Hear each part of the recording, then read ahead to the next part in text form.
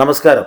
നാം ഇന്ന് ആസാമിലെ ഖാസിരംഗ നാഷണൽ പാർക്കിൽ ഒറ്റക്കൊമ്പൻ റീനോകളാൽ പ്രസിദ്ധമായ ഖാസിരംഗ നാഷണൽ പാർക്കിലേക്കാണ് നാം ഇന്ന് യാത്ര ചെയ്യുന്നത്. എല്ലാവർക്കും ഖാസിരംഗ നാഷണൽ പാർക്കിലേക്ക് സ്വാഗതം. നാം ഇതാ ഗേറ്റ് കടന്ന് ഇതിൻ്റെ ചെക്ക് പോസ്റ്റിലാണ് ഇപ്പോൾ എത്തിയിരിക്കുന്നത്. ഇവിടെ നിന്ന് ടിക്കറ്റ് എടുത്തിട്ട് വേണം മുന്നോട്ട് പോകാൻ. സഫാരിക്ക് വേണ്ടി നേരത്തെ ബുക്ക് ചെയ്തതുകൊണ്ട് അതിൻ്റെ ഏജൻറ്റുമാരാണ് പൂർണ്ണമായിട്ട് എല്ലാ ടിക്കറ്റും എടുക്കുന്നത്. നമുക്ക് ആന, അതേപോലെ തന്നെ ടിക്കറ്റ്, മറ്റേ ഫോറസ്റ്റ് ടിക്കറ്റ് എല്ലാം ഒന്നിച്ചാണ് നമ്മുടെ പാക്കേജ്. 1300 രൂപയാണ് ഒരാളിൽ നിന്ന് ആന എലിഫൻറ്റ് സഫാരിക്ക് വേണ്ടി ഈടാക്കുന്നത്. രാവിലെ 5 മണി മുതൽ 8 മണി വരെ 2 ഷിഫ്റ്റായിട്ടാണ് എലിഫൻറ്റ് സഫാരി ഉള്ളത്. നമുക്കറിയാം, നവംബർ മുതൽ ഏപ്രിൽ വരെ മാത്രമാണ് ഇവിടെ എല്ലാ സഫാരിയും, ആനയായാലും എലിഫൻറ്റ് സഫാരി ആയാലും ജീപ്പ് സഫാരി ആയാലും നവംബർ മുതൽ ഏപ്രിൽ വരെ മാത്രമേ ഇവിടെ സഫാരി ഉണ്ടാവുള്ളൂ. മൺസൂൺ കാലത്ത് പൂർണ്ണമായും പാർക്ക് അടച്ചിടും. കാരണം വലിയ വെള്ളപ്പൊക്കം ഉണ്ടാവും, പ്രജനന സമയം ഇതൊക്കെ കണക്കാക്കിക്കൊണ്ട് മൺസൂൺ കാലത്ത് പൂർണ്ണമായിട്ടും ഈ പാർക്ക് അടച്ചിടാറാണ് പതിവ്.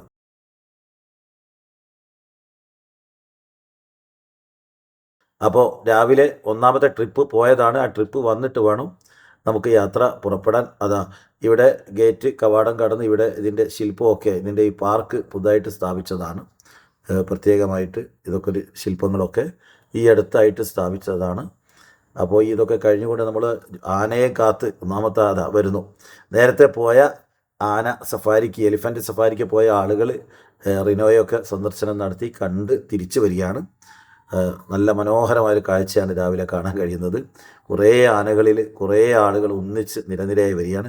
ആ വലതുവശത്ത് ഒരു ആനയുടെ കുട്ടിയും, അതിനേക്കാൾ മനോഹരമായൊരു കാഴ്ചയാണ്.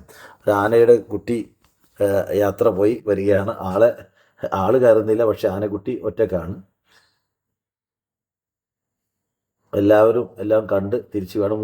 2 പേരെയാണ്, ഒരാനയുടെ പുറത്ത് 2 പേരെയാണ് കയറ്റുന്നത്. ചില ആനയുടെ പുറത്ത് കൂടുതൽ, വലിയ ആനയുടെ മുകളിൽ കൂടുതൽ ആളുകളെ കയറ്റുന്നുണ്ട്, ഫാമിലിയൊക്കെ ആയിട്ട്. അപ്പോൾ വന്ന് നമുക്ക് ഇവിടെ നിന്ന് ഈ ബേയിൽ നിന്നാണ് ആനയുടെ പുറത്തേക്ക് നമുക്ക് കയറേണ്ടത്.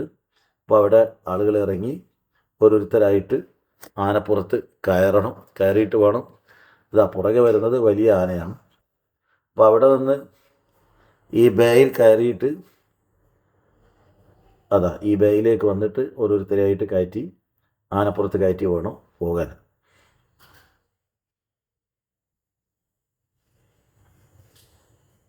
232 ഏക്കറിലാണ് 1905 ഈ പാർക്ക് തുടങ്ങിയത്.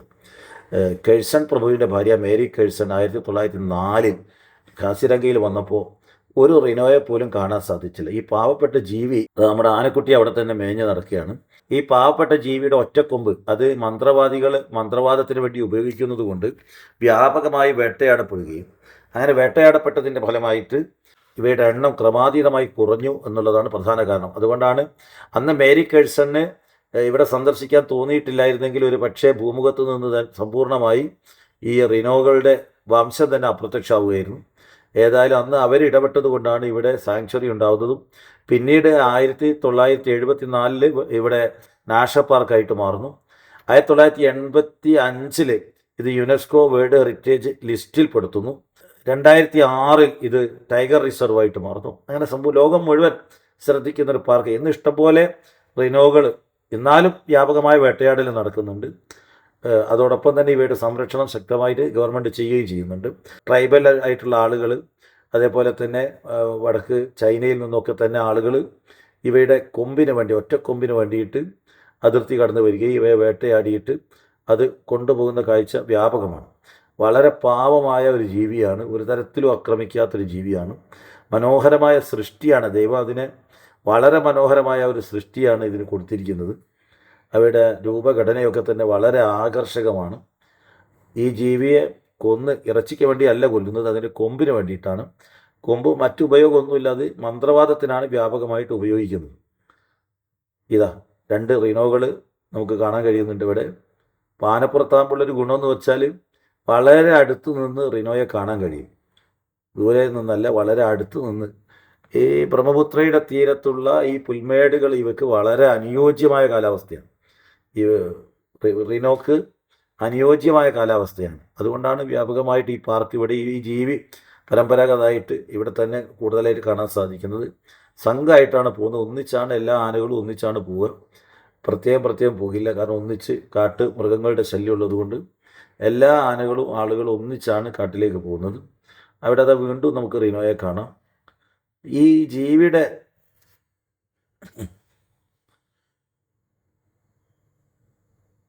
ഒരു റിനോ നമുക്ക് ഇതാ ഇവിടെ കാണാം.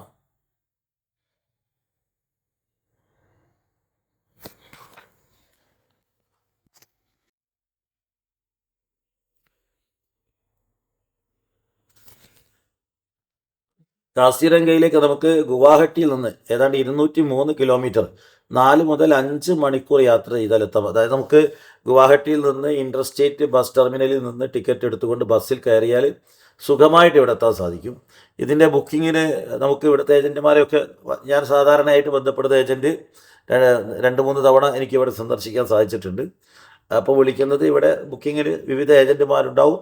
അപ്പോൾ ഞാൻ ബുക്ക് ചെയ്യുന്ന ഏജൻറ്റിൻ്റെ നമ്പർ ഞാൻ ഇവിടെ കൊടുക്കാം. താല്പര്യമുള്ളവർക്ക് അദ്ദേഹത്തെ വിളിക്കാം. അല്ലെങ്കിൽ മറ്റ് നമ്പറുകളൊക്കെ തന്നെ നെറ്റിൽ നിന്ന് ലഭ്യമാണ്. ആരെ വേണമെങ്കിലും വിളിക്കാം. ഇഷ്ടംപോലെ ഏജൻറ്റുമാരുണ്ട്. പക്ഷേ ചില ആളുകളെ ചതിക്കുന്ന അല്ലെങ്കിൽ വഞ്ചിക്കുന്ന ആളുകളുണ്ട്. ശ്രദ്ധിച്ചുകൊണ്ട് മാത്രമേ ബുക്ക് ചെയ്യാവൂ. ഏതായാലും നമുക്ക് ഗുവാഹട്ടിയിൽ നിന്ന് 4-5 മണിക്കൂർ കൊണ്ട് ബസ്സിലെത്താം, അല്ലെങ്കിൽ ടാക്സി വിളിച്ച് വരാം. മുൻകൂട്ടി ബുക്ക് ചെയ്ത്, അതായത് നമ്മുടെ സഫാരി ബുക്ക് ചെയ്ത് മാത്രമേ വരാവുള്ളൂ. ഒരു പക്ഷേ ബുക്കിംഗ് ഫുള്ളായി കഴിഞ്ഞാൽ വന്ന് ഇവയെ കാണാതെ തിരിച്ചു പോകേണ്ട അവസ്ഥ വരും. അപ്പോൾ അതുകൊണ്ട് മുൻകൂട്ടി ബുക്ക് ചെയ്ത് വേണം ഇങ്ങോട്ട് വരാൻ. അത് പ്രത്യേകം ശ്രദ്ധിക്കേണ്ടതാണ്. പിന്നെ ഇങ്ങോട്ട് ട്രെയിൻ സൗകര്യം വളരെ പരിമിതമാണ്, തീരെ ഇല്ല എന്ന് തന്നെ പറയാം. ട്രെയിന് നമുക്ക് ഗുവാഹട്ടിയിൽ നിന്ന് ബസ്സിലോ അല്ലെങ്കിൽ ടാക്സിയിലോ തന്നെ വരേണ്ടി വരും. സമീപത്തുള്ള റെയിൽവേ സ്റ്റേഷനൊക്കെ 75 മുതൽ 100 കിലോമീറ്റർ അകലെയാണ്. അതിനേക്കാൾ സൗകര്യം നമുക്ക് ഗുവാഹട്ടിയിൽ നിന്ന് നല്ല AC ബസ്സുകൾ തന്നെ ലഭ്യമാണ്. അപ്പോൾ അവയിൽ വരാവുന്നതാണ്. നന്നായിട്ട് പുൽമൈതാനങ്ങളിൽ മേഞ്ഞ് നടക്കുന്ന ഒരു സുന്ദരമായ ജീവിയാണ്. അതിൻ്റെ ആ ഘടന തന്നെ നോക്കൂ, ഇത്ര മനോഹര. അവിടെ വലിയൊരു മാൻകൂട്ടം മറുഭാഗത്ത് ഉണ്ട്. അപ്പോൾ അവയൊക്കെ തന്നെയുള്ള പലതരം ജൈവ വൈവിധ്യങ്ങളുള്ള വലിയൊരു പാർക്കാണ് കാസിരംഗ നാഷണൽ പാർക്ക്. ആസാമിലാണ്. ഗുവാഹട്ടിയിൽ ട്രെയിൻ ഇറങ്ങി ബസ് സ്റ്റാൻഡിൽ പോയി ബസ് കയറി ഇവിടെ വന്നാൽ ഇനി ജീപ്പ് സഫാരി ഉണ്ട്. ഇവിടെ ജീപ്പ് സഫാരി രാവിലെയാണ്.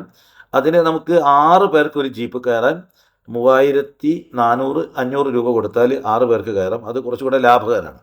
പക്ഷേ കുറച്ചുകൂടെ അടുത്ത് നിന്ന് ഇവയെ കാണുന്നത് ആനപ്പുറത്താണ്. ഇപ്പോൾ ജീപ്പ് സഫാരിയിൽ നമ്മൾ യാത്ര ചെയ്യുമ്പോൾ ധാരാളമായിട്ട് നമുക്ക് കാട്ടിൻ്റെ ഉള്ളിലേക്ക് കുറേ അകത്തേക്ക് പോകാനും, കടുവകളുടെയും അതേപോലെ തന്നെ യഥാർത്ഥ കാട്ടുപോത്ത് ഇവിടെ മാത്രമേ കാണാനുള്ളൂ. നമുക്ക് കാണാൻ സാധിക്കുന്നത് കാട്ടുകാളയാണ്. യഥാർത്ഥ കാട്ടുപോത്ത് ഇന്ത്യയിലുള്ള അപൂർവം വന്യജീവി സങ്കേതങ്ങളിലൊന്ന് കാസിരംഗയാണ്. അപ്പോൾ കാട്ടുപോത്തിനെ കാണാൻ ഉള്ളിൽ ജീപ്പിൽ പോയാൽ അത് ഒരു വീഡിയോ തന്നെ ചെയ്തിട്ടുണ്ട്. കാട്ടുപോത്തിനെ കാണാൻ സാധിക്കും. അതേപോലെ തന്നെ ഇഷ്ടംപോലെ ആനകളെ കാണാം. കടുവകളെ വളരെ സാധ്യത കൂടുതലാണ്. അങ്ങനെ ധാരാളം ജീവജാലങ്ങളുള്ള ഒരു വലിയ പാർക്കാണ്. തന്നെയുമല്ല ഇവയുടെ ഭൂവൈവിധ്യവും ധാരാളം പാമ്പുകളും ഇതൊക്കെ ഇതിൻ്റെ പ്രത്യേകതയാണ്. അപ്പോൾ ഈ വൈവിധ്യങ്ങളൊക്കെ തന്നെ നേരിട്ട് കാണാൻ ജീപ്പ് സഫാരി മറ്റൊരു ഓപ്ഷനാണ്. ഓരോരുത്തരുടെയും താല്പര്യത്തിനനുസരിച്ച് ഏത് വേണമെന്ന് തിരഞ്ഞെടുക്കാവുന്നതാണ്. ആ കുട്ടിയാനയും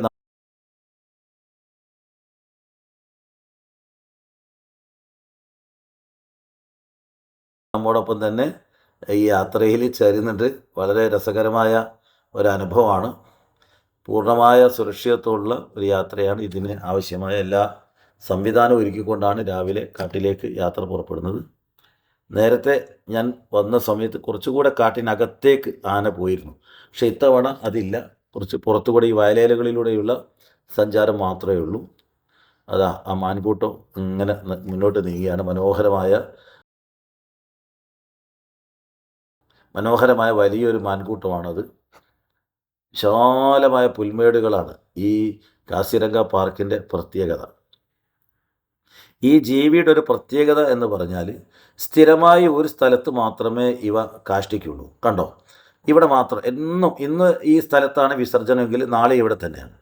അപ്പോൾ അതുകൊണ്ട് ഈ വേട്ടയാടുന്ന ആളുകൾക്ക് എളുപ്പമാണ്. അവർ ഇത്തരം സ്ഥലങ്ങൾ കണ്ടെത്തി അവിടെ പതുങ്ങിയിരിക്കുകയും കൃത്യമായി ഇര തങ്ങളുടെ മുമ്പിലെത്തുകയും അവയെ വെടിവെക്കുകയും അവയെ വേട്ടയാടുകയും ചെയ്യുന്നതാണ് പതിവ്. അപ്പോൾ അതുകൊണ്ട് അത് തന്നെയാണ്, ആ ഒരു സ്വഭാവമാണ് ഈ ജീവിയുടെ ഏറ്റവും വലിയ ദൗർബല്യം. ഈ വേട്ടയാടുന്ന നായാട്ടുകാർ അത് നോക്കി ഈ വിസർജിക്കുന്ന സ്ഥലത്ത് പതുങ്ങിയിരുന്നു കൊണ്ടാണ് ഈ പാവം ജീവിയെ വെടിവെച്ച് കൊല്ലുന്നത്. ഗവൺമെൻറ് ശക്തമായ നടപടി എടുക്കുന്നുണ്ടെങ്കിലും എനിക്ക് തദ്ദേശീയരിൽ നിന്ന് മനസ്സിലാക്കാൻ സാധിച്ചത് ഇപ്പോഴും വ്യാപകമായി വേട്ടയാടൽ നടക്കുന്നുണ്ട്. ഈ ജീവജാലത്തെ കൊന്നൊടുക്കാൻ ആളുകൾ ഇപ്പോൾ ശ്രമിക്കുന്നു എന്നാണ് മനസ്സിലാക്കാൻ സാധിച്ചത്. ഏതായാലും നമ്മുടെ ആ യാത്ര അവസാനിക്കുകയാണ്. നമുക്ക് വീണ്ടും കാണാം. എല്ലാവരും കാണണം, സബ്സ്ക്രൈബ് ചെയ്യണം, കമൻറ്റ് ചെയ്യാൻ മറക്കരുത്.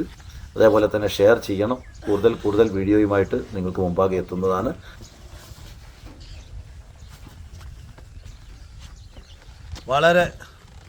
വളരെ സന്തോഷകരമായൊരു യാത്രയാണ് ഇന്ന് യാനപ്പുറത്ത്. ഈ കാസിരംഗ പാർക്കിൽ, മനോഹരമായ പാർക്കിൽ റിനോകൾ വളരെ നല്ല രൂപത്തിൽ സംരക്ഷിക്കപ്പെടുകയാണ്. 1995 മുതൽ സംരക്ഷിക്കപ്പെടുന്ന ഈ പാർക്കിൽ ഇതെല്ലാം സുന്ദരമായി കാണാൻ ഇനിയും വരണമെന്ന് തന്നെയാണ് തോന്നുന്നത്. നന്ദി, നമസ്കാരം.